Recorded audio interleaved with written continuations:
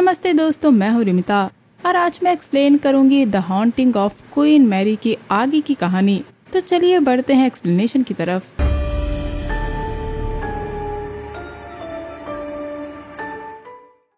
अब हम वापस पास्ट में जाते हैं, जिसमें गिब्सन कैरेडीन को मर्डर्स के और जैकी के लापता होने की बात बता रहा था। ये जानने के बाद कैरेडीन सबसे पहले उस मैप को देखने आता है जो लोकेशन बताता था, लेकिन वो मैप रुका हुआ था और इतनी टेंशन में भी वो गिब्सन को मदद बुलाने के लिए मना करता है क्योंकि इससे वहाँ भगदड़ मच जाएगी। लेकिन उसके लिए सबसे पहला काम डेविड को पकड़कर रोकना था और वो अपने सारे क्रू मेंबर्स को उसे ढूंढने के लिए लगा देता है। इधर जैकी जब डेविड के साथ थी तो उसकी चीख सुनकर वहाँ 2 क्रू मेंबर्स आ जाते हैं तो उन्हें वहाँ डेविड मिलता है और जब गार्डियन वहाँ पहुँचता है तो उसे वहाँ दोनों क्रू मेंबर्स के साथ जैकी की डेड बॉडी मिलती है। दोस्तों, यहाँ सोचने वाली बात यह है कि डेविड ने अपनी ही बेटी को जान से मार दिया, यानी डेविड के साथ स्विमिंग पूल में कुछ तो हुआ था। चलिए तब तक हम 2023 यानी प्रेजेंट की स्टोरी में आते हैं, जहां पैट्रिक को बिटनर के रूम में रखे शिप के मॉडल से स्विमिंग पूल का पता लग जाता है, जिसके बाद एन और पैट्रिक उस तरफ जाते हैं।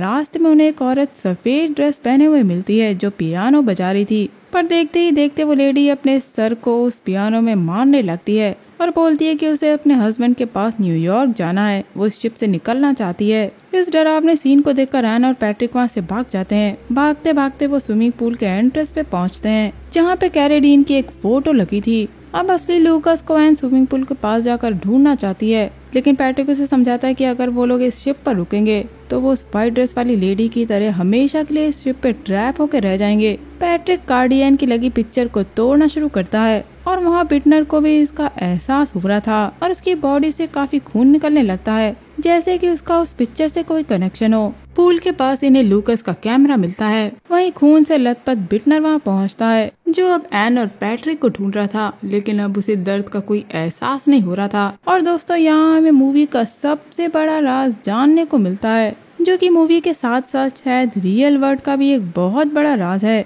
और अब वो ये जान सकते हैं कि बिटनर क्या छुपा रहा है और वो उसे उस ब्लॉक में जाने के लिए क्यों मना कर रहा था।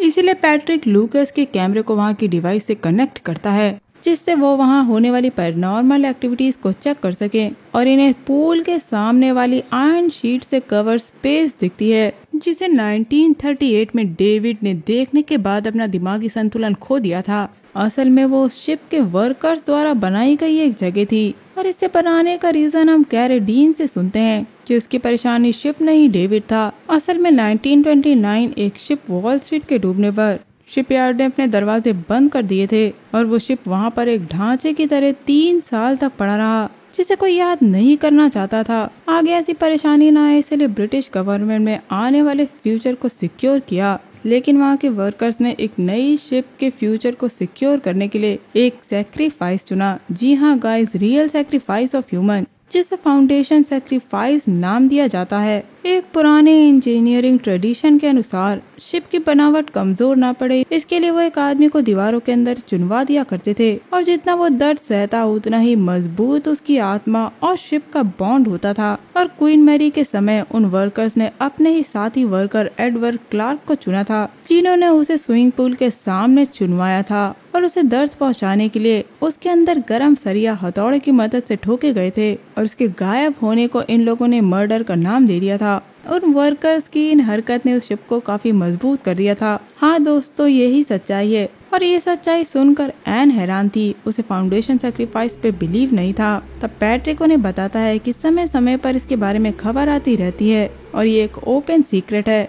और बच्चों की poem London bridge is falling down भी इससे थोड़ा रिलेट करती है। जब बच्चे खेलते समय ये पोयम बोलते हैं और एक घेरा बनाते हैं और उस पोयम में ब्रिज बनाने के लिए अंदर वाले बच्चे को बेहोश होने की एक्टिंग करनी पड़ती है, यानी London bridge is falling down until they lock a man inside. और यही वो अफवाह है जो शायद सच्चाई पर बेस्ड है। मतलब जो पोयम हमने सुनी है उसकी सच्चाई से ज्यादा खतरनाक हो सकती है। हमने ये कभी सोचा भी नहीं था। दोस्तों, मैं आपको यहाँ ये भी बता दूं कि कुछ स्कॉलर्स का मानना है कि लंदन ब्रिज पोयम का सिग्निफिकेंस लोगों को पनिशमेंट देने के लिए किया जाता था, जिन्हें दीवारों में जिंदा चुनवा दिया जाता था। इसलिए मैंने आपको स्टार्टिंग में इस पोयम के बारे में याद दिलाया था। लेकिन दोस्तों, इसमें कितनी सच्चाई है ये मुझे अंदाजा नहीं है, क्योंकि मुझे मिली इन्फॉर्मेशन और मूवी में बताई गई इन्फॉर्मेशन को बेस रखते हुए मैंने आपके सामने ये इन्फॉर्मेशन रखी है। एन की तरह ही गिब्सन भी उस पर बिलीव नहीं करता था, लेकिन धीरे धीरे उसे समझ आता है कि क्यों वो शिप डूब नहीं सकती। अब एडवर्ड क्लर्क की आत्मा फ्री होकर डेविड के जरिए वो सारे मर्डर्स कर रही है और इसीलिए कैरेडीन को डेविड से डर था, क्योंकि शिप की पावर्स वापस लाने के लिए उसे क्लर्क को फिर से शिप के साथ जोड़ना होगा। लेकिन प्रेजेंट में एन इन सब से अनजान थी। तभी पूल से वो ग्वेन और डेविड की डेड बॉडीज को बाहर निकलता देखती है और एना को एहसास होता है कि वहाँ लूकस घूम रहा है। इसीलिए वो बिना कुछ सोचे समझे उसके पीछे भागती है और पैट्रिक से अलग हो जाती है और पैट्रिक उसे ढूंढता है। एना ई ब्लॉक में पहुंच जाती है और काफी मुश्किल से एना से पैट्रिक कांटेक्ट कर पाता है। वो एना से उसी जगह वेट करने के लिए कहता है, लेकिन एना लूकस के चक्कर में लिफ्ट के थ्रू बेसमेंट में चली जाती है। दोस्तों, इनके अलावा वहाँ कई आत्माएं भटक रही थी जिनसे इन लोगों को खतरा था और ऐसे ही भगदड़ 1938 में भी हुई थी, क्योंकि कैरेडीन डेविड को वापस ढूंढना चाहता था। इसीलिए उसने डेविड को जान से मारने के ऑर्डर्स दिए थे और खुद उसे ढूंढने चला गया था। यहाँ बैकग्राउंड में काफी अच्छा क्लासिक टेम्पो म्यूजिक सुनते हैं, जो दोनों ही टाइमलाइन की कैरेक्टर्स की टेंशन को अच्छे से दिखाता है। इधर प्रेजेंट में एन को कई लोगों की आवाज सुनाई देने लगती है, जो उसे मेंटली वीक करके उसकी बॉडी को पाना चाहती थी ताकि वो शिप से बाहर निकल सके। लेकिन एन उसे ज्यादा देर तक इग्नोर नहीं कर पाती और उनकी चाल में वो फंस जाती है। इधर पैट्रिक का सामना बिटनर से होता है और वो उसे लूकस को वापस लाने के लिए कहता है, लेकिन पैट्रिक मना कर देता है और उसकी सच्चाई पुलिस को बताने की धमकी देता है, क्योंकि उसके पास लूकस की यूज की हुई रील थी। अब बिटनर पैट्रिक पे फायर करता है, लेकिन पैट्रिक किसी तरह वहाँ से भाग जाता है और इसी तरह 1938 में डेविड कैरेडीन की फायरिंग से बचकर भागते हुए एक लाइफ बोट पर पहुंचा था, लेकिन कैरेडीन ने उसके पैर पर गोली मार दी थी। पर डेविड अब फ्री हो चुका था। वहाँ बहुत सारे गेस्ट होने की वजह से गिब्सन आकर कैरेडीन को रोकता है, पर कैरेडीन उस शिप को किसी भी तरह अनसिंकेबल बनाना चाहता था, जिस वजह से वो गिब्सन को मार देता है और उसके बाद डेविड को, जिसके बाद वो नॉर्मली अपने कैबिन में आता है और खुद को गोली मार देता है। इधर प्रेजेंट में एन के सामने ग्वेन आकर जैकी के बारे में पूछती है। जिंदगी और मौत के बीच में फंसा हुआ होने पर भी एन अपने बेटे लूकस के बारे में सोचती है और अब वहाँ सुबह हो चुकी थी और शिप पर टूरिस्ट का आना शुरू हो गया था। इसलिए बिटनर एन और पैट्रिक को छोड़कर अपने कपड़े बदल कर आता है।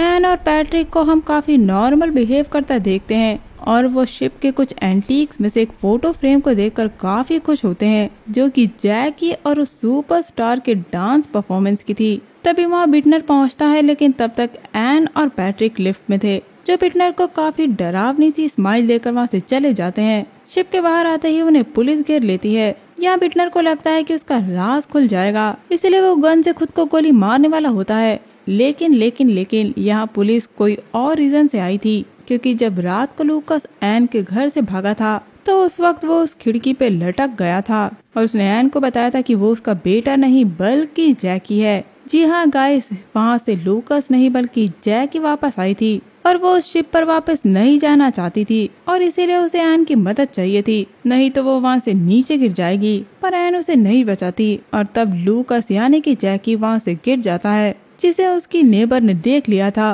और पुलिस उन्हीं के बुलाने पर एन को अरेस्ट करने आई थी। ये देखकर कि बिटनर का राज अभी खुला नहीं है, वो सुसाइड का प्लान कैंसिल कर देता है और वापस शिप पर आकर टूरिस्ट को सर्व करने चला जाता है। दोस्तों, एन ग्वेन बन चुकी थी और वो अब ये सोच के खुश थी कि उसकी बेटी जैकी लूकस की बॉडी में है, जो कि आजाद हो चुकी है। अब वो कार्ड एन की रिपोर्ट में लगा था और हम यहाँ उन तीनों की पास्ट लाइफ की झलक देखते हैं। एंड में बिटनर एक टूर अनाउंस करता है। दोस्तों, वहाँ जितनी भी मौतें हुई हैं उन सभी की आत्माएं वहाँ कैद हो गयी और अब वो वहाँ से बाहर जाने का सपना देख रही हैं और उनके साथ अब एन, पैट्रिक और लूकस की आत्माएं भी जुड़ गई हैं, क्योंकि ये है RMS Queen Mary no escape. और बस मूवी यहाँ एंड हो जाती है। हाँ दोस्तों, मैं जानती हूँ कि वीडियो काफी लंबा हो गया है, क्योंकि एक छोटी सी वीडियो में सारी डिटेल्स को कवर करना पॉसिबल नहीं था।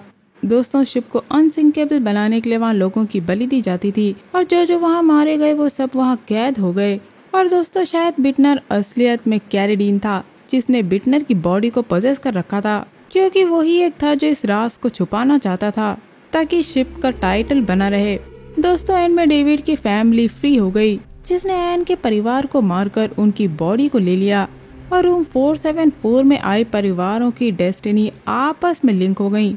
पहले उस शिप पर क्लार्क और उसकी फैमिली आई और डेविड को मारकर क्लार्क उससे जुड़ गया और उस वक्त डेविड का परिवार शिप से जुड़ गया और एन के परिवार के आने के बाद डेविड और उसकी फैमिली भी आज़ाद हो गई और अब एन का परिवार उस शिप से जुड़ गया। दोस्तों ये एक फिक्शनल स्टोरी है, लेकिन अगर असली लाइफ की क्वीन मैरी की बात करें तो उसकी कहानी भी कुछ इसी तरह की है। वो अनसिंकेबल शिप है जिसने 1967 तक सर्व किया और उसने वर्ल्ड वॉर 2 में ब्रिटेन का साथ दिया। वो सोल्जर्स को वॉर में लाती ले जाती थी। इसने कई खतरनाक हादसों का भी सामना किया, लेकिन 1967 में इसे रिटायर कर दिया गया और अब ये कैलिफोर्निया की एक बीच पर खड़ी है। और कुछ समय बाद जब इसे लोगों के लिए खोला गया तो लोगों ने वहाँ कई पैरानॉर्मल एक्टिविटी फील की, जिसमें व्हाइट लेडी का घोस्ट सबसे कॉमन है। इसके अलावा वहाँ कई पैरानॉर्मल एक्टिविटी भी महसूस की जाती हैं, जैसे टेम्परेचर का एकदम से बदल जाना, किसी का पास से गुजर जाना और ऐसी कई डरावनी आवाजें सुनाई देना। दोस्तों अगर आप चाहते हैं तो मैं इस पे एक डिटेल्ड वीडियो बना दूंगी। आज के लिए बस इतना ही। मैं मिलूंगी आपसे अगले वीडियो में। तब तक के लिए अपना बहुत ख्याल रखिए। Stay safe, keep hunting, lots of love.